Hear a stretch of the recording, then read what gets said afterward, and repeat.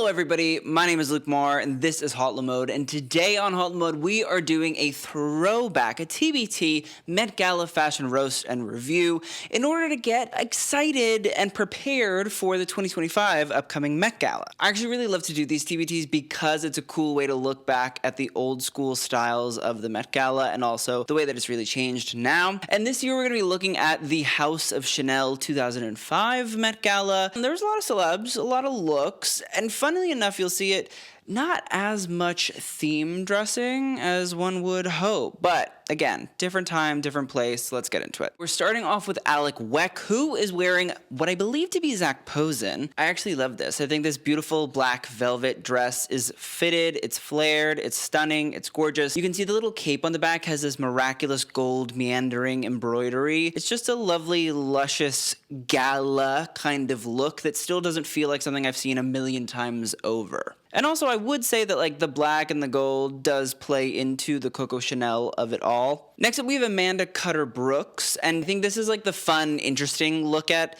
the Met and the way that things are certainly different. She would be absolutely eaten up by yours truly if she wore that today.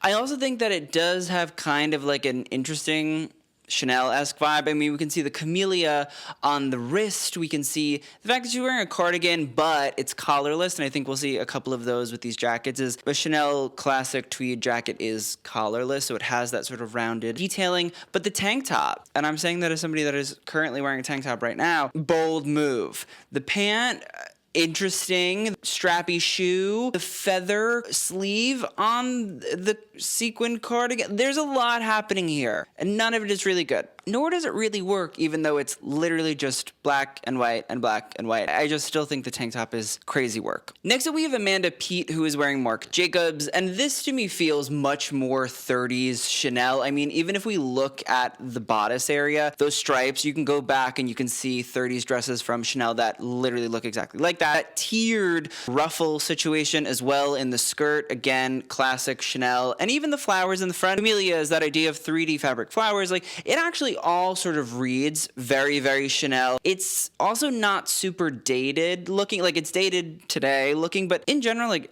it's not the most dated moment. And I will say that a lot of those vintage Chanel pieces, when they're redone and remodernized on the runway still today, they feel kind of old and they don't fit into, 100 plus years later of clothing. I actually think this one kind of works and she looks pretty good considering. But again, I think that's certain designers are really into the referencing and all that. So like Marc is a fashion lover, a fashion aficionado, somebody that studies the history of it and really just is obsessed with the culture of it. So that makes sense to me. Next up, we have Andre 3000, which funny enough, I didn't know that he was going to be at this Met prior to filming, but I will say in the upcoming Met exhibition, Monica L. Miller, who's the co-curator and also the writers of Slaves to Fashion, the book that the Met Gala theme exhibit is based on, actually name drops Andre 3000 as one of the sort of modern dandies that is to be looked at in terms of the subject. So it's kind of cool to like see Andre and also the fact that he is fully dandied up. I mean, this double-breasted jacket is beautiful. I'm obsessed with it. I love the cummerbund. I like the bow tie. I love the pant. He looks great. What I'll also say is, like, I grew up with, like, the Andre 3000 TV show Class of 3000, so, like, I always kind of see him in this sort of slinky dandy kind of moment with, like, a straw sort of hat and all that, so this, to me, plays in well to that whole experience, and I do promise there will be an explainer video coming, and a little slacking that the subject book that I had to read, a little dense, a little academic for me. It's taken me a while, but I finished it. Next up, we have Anna Wintour, who is wearing, of course, Chanel. It's just what Anna does. But again, we can see here that she's wearing a jacket and a satin gown, but the jacket is collarless. Chanel. It's also full of floral embellishments and 3D fabric flowers. I think it's cute for Anna. Even like the pearl necklace to me reads very Coco Chanel herself. Satin peplum thing, it's actually not awful. I'll be honest. Like, it's really not that awful. I'm actually maybe in a weird way kind of into it and plays into Chanel asymmetry to bane of my existence. But, Anna's definitely worn worse things, I think, to the Met than this. She's playing into the theme. I shall allow it. Look at me allowing Anna Wintour to do things. Next up, we have Ashley and Mary-Kate Olsen. Now, I believe that Ashley is wearing Oscar de la Renta. It's that gold gown. And then Mary-Kate is wearing a vintage style. I'm actually kind of shocked that they're both not wearing like vintage Chanel, because I do know that they are vintage collectors. I know that they use them for references for collections, but I know that they also have done like sales, and you can find beautiful classic like Chanel 1950s skirt suits and dresses and things like that in those archive sales that they do. They also cost like $7,000. Pretty penny archive sale there, but I'm kind of shocked to not see that. And it's not my favorite. Like, it's very pretty. They were really young. I think that they were in college, or they were maybe a little bit pre-college. So they were like young and cool and the it girls, and like this is very that. It just doesn't really say Chanel to me. Like, it's gold and it's lace, and I could obviously go into the Chanel archives and you could find something similar. I think the silhouette is what throws me off on the Chanel of it all. It just doesn't read that. I will say, for Mary-Kate in this white, vintage, very heavily embellished, beaded, peasant folk floor-length dress. Now, the only reason that I'm more into this is, fun fact, when the Bolsheviks took over and the Russian Revolution happened, there was a bunch of nobility that were essentially fleeing Russia, and some of them moved to Paris. One of them was I believe, Tsarina. Now, she and her brother and I think her younger sister all moved to Paris. They were kind of like exiled Russian aristocrats, but nobody's going to feed you just because you have a title. So what she did is she started an embroidery company and was doing a lot of Russian referencing embroideries and styles and folk pieces, all of this. And Coco Chanel hired her, and also, usually from what I've read, haggled her down and was like, no, I'm not paying for that. Like, that's too expensive. I won't pay for the embroidery at that price. You have to lower it or I'm not going to do it. And then she was like, okay, like, I guess. There were a lot of sort of Russian references and styles in, I think, late 20s, early 30s Chanel collections. So this all, to me, plays into that Eastern European kind of vibe. And that's my fun fact. Next up, we have Bridget Moynahan, who's wearing J. Mendel. Besides, like, the big front seam that runs down the middle and the center, I actually really like the dress. I just wish that, like, maybe we didn't need to accessorize it with this, like, ruched fabric concoction that runs down the front. Like, if it was just one seam, I'd be like, okay, beautiful slip, lovely. I actually, like, don't even mind the ruched parts on the straps. Like, it's cool. I just think that front decoration hurts it. But besides that, she actually looks kind of fabulous. And also, I was looking at pictures. She was with Tom Brady, which I did not know at all. Learning something new every day.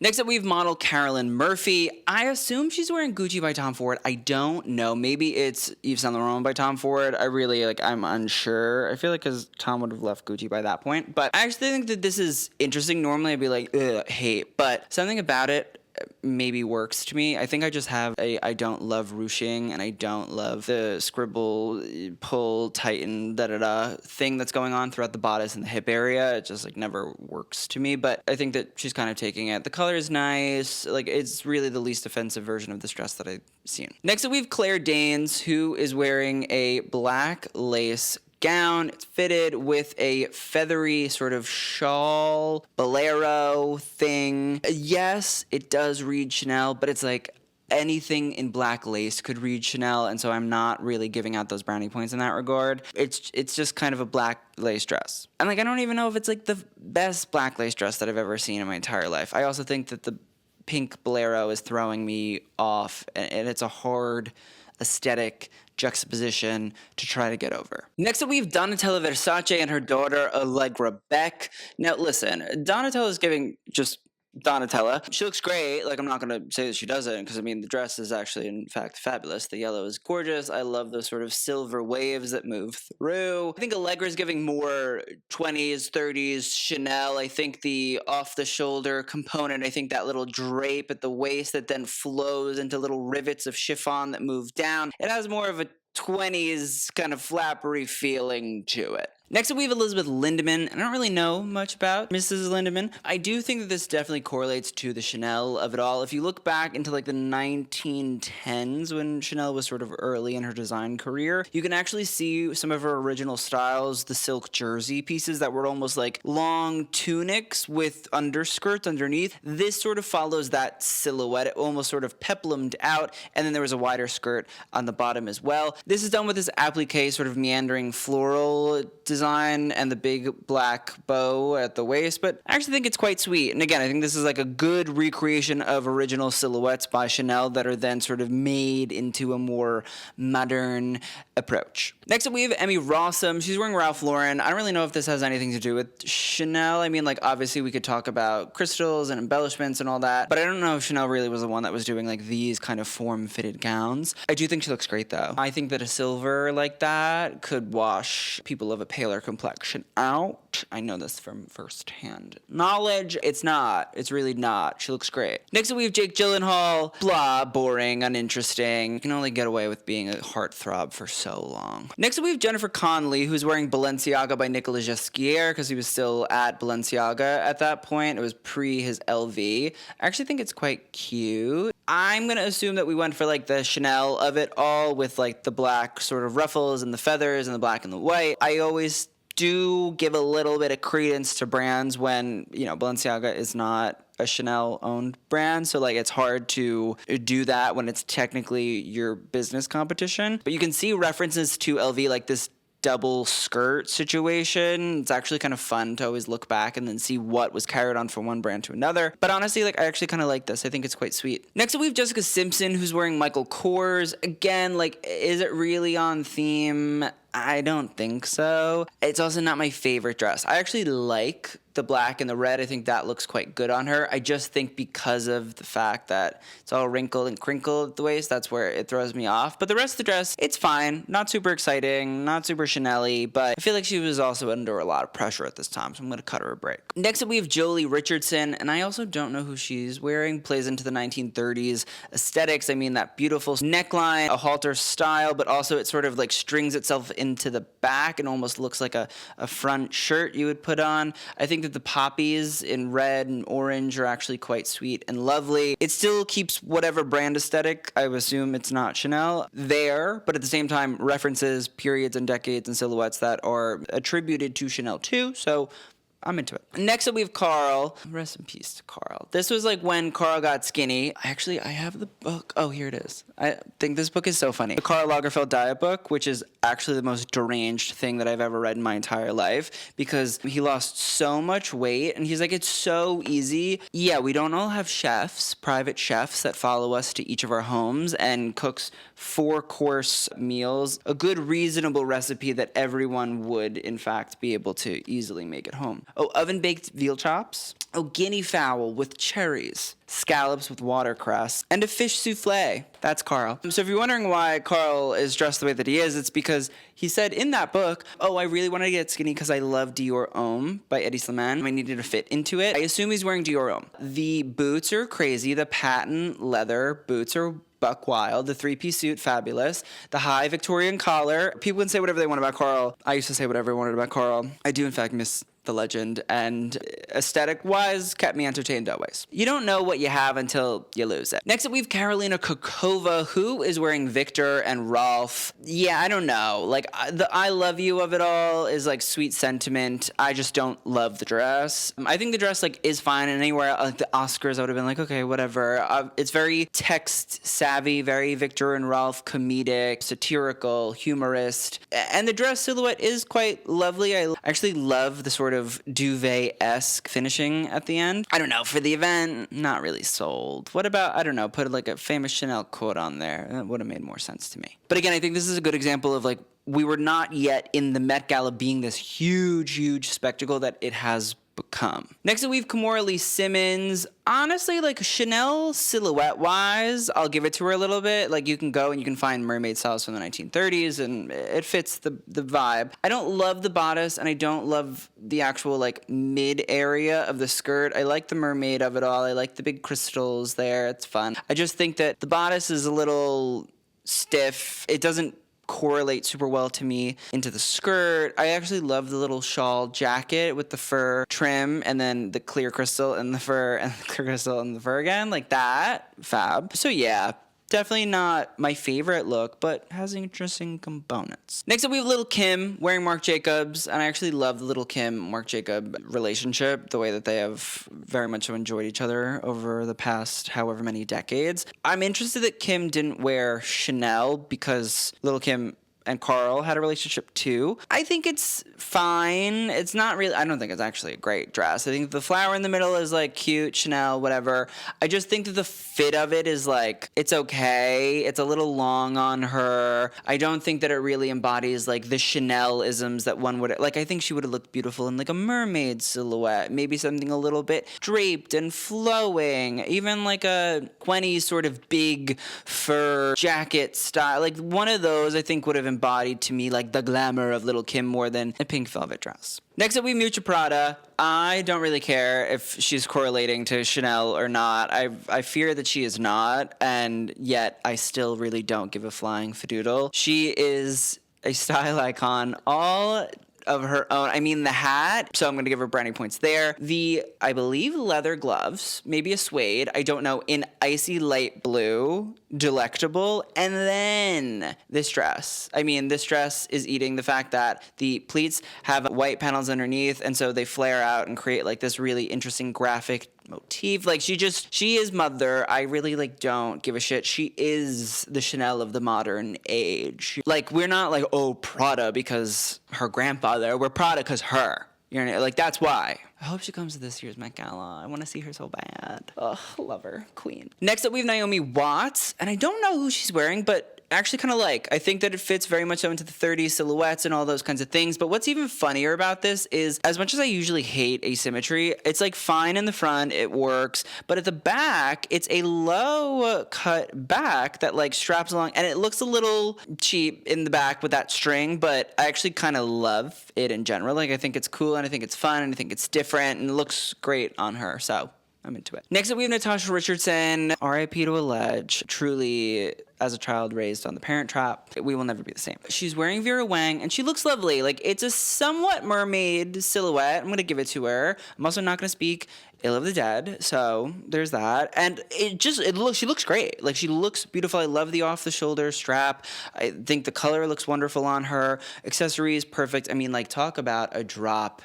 earring, you know? It's always like, where's the jewelry? We never have jewelry. Here's the jewelry. You know what I mean? Like, somebody gave it to us. She just looks magnificent, and I love her. Next up, we have Nicole Kidman. She is wearing Chanel. I don't know. Not really convinced on this one. I get what we're doing. It's obviously like the braiding details on the neckline and down the front and on the pockets and all that. I just don't really think it's like amazing. Maybe even good. I think it's there, and that's fine because it's in the past, but is it really fine? I'm not sure. I understand, again, like what we're doing, what we're getting at. It's very Chanel, tweed jacket, etc., but like done in a silk dress. A little lazy. I know nobody wants me to talk about Sean Diddy Combs, but I just want to say he was like a Met Gala staple, so the fact that he will not be there this year is obviously like makes sense, and I get it, and I'm for it, but I just think it'll be a really, really interesting year, especially this year being like a black dandy sort of style and etiquette and all of that, and then Diddy is not there when in reality like he's held the spot of the black dandy historically at the Met Gala. So it was an interesting component when I was going through the images and found it, and I was just like, wow. But luckily we have a lot of people that are taking up the mantle, so thank you. Next up we have Shalom Harlow. It's ugly, but it's very 20s, and so I'm gonna give her the pass on that. It does, to me, read like something you would find in a fashion plate from the 20s, this sort of multi-tiered, gathered, high-low effect dress. It's kooky. Even, well, you know what? Even the bag. I actually kind of love the bag, because I think the bag also is giving very snap, purse, whatever, 20s, walk around, little baggy, too. So, like, she's going for it, and I respect it. It can be ugly, but she's nailed the historical portion. Next up, we have Sheryl Crow, who's wearing Ralph Lauren. Listen, it's nice. It's, I think, a fully beaded gown, which I respect. Or almost fully beaded. Maybe it's not actually beaded. Maybe it is a mermaid silhouette. Could be a little bit flowier, more wispy, but I get it. I think it's nice. Next up, we have Stephanie Winston Wolkoff. I don't know much about Stephanie, but I know that there should not be that band placed around her waist the way that it is. And I just want to say I hate that band. It's awful. I wish it was just like sitting on the actual waist part. Like, why does it do that? It looks a little messy, a little cheap. Next up, we have Tinsley Mortimer. She's wearing Joe Chang. And I'm going to say she's giving Chanel late 1910s fashion.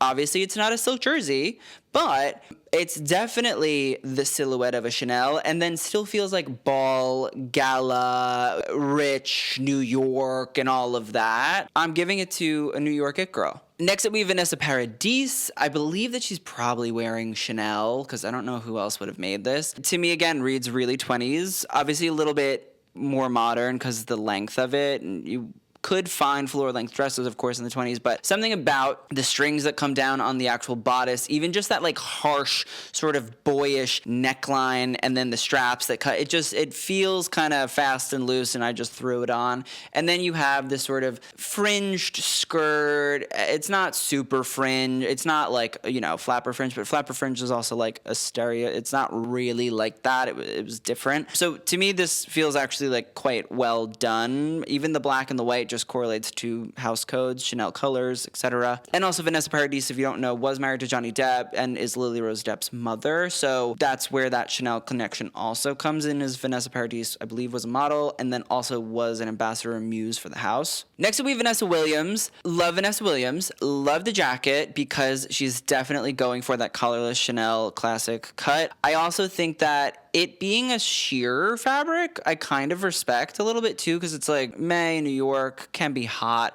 I like the feathery, fluffy, puffiness too. I think what my issue is the dress. I think that the length is not long enough, although obviously feels like a little bit Chanel at the time, and I could see Anna Wintour walking and wearing something like that as like a daytime event experience. And also just the white sheer panel at the neck, like I don't love it. Just not as cute as it could be. Honestly though, the look is giving like 2005 working in fashion, daytime, going to the office extravaganza. And finally, we have Vera Wang, who I feel like is a consummate fashion lover. Not only has like her own brand, but also is just like into the fashion of it all, the industry, the history. So the big river pearl necklace, love. It's definitely Chanel-esque. And then I will say, I think that even just the silhouette of the dress has that 30s, 20s kind of feeling, to a little mix of both. But also then the embellishments, I think, are perfectly Chanel.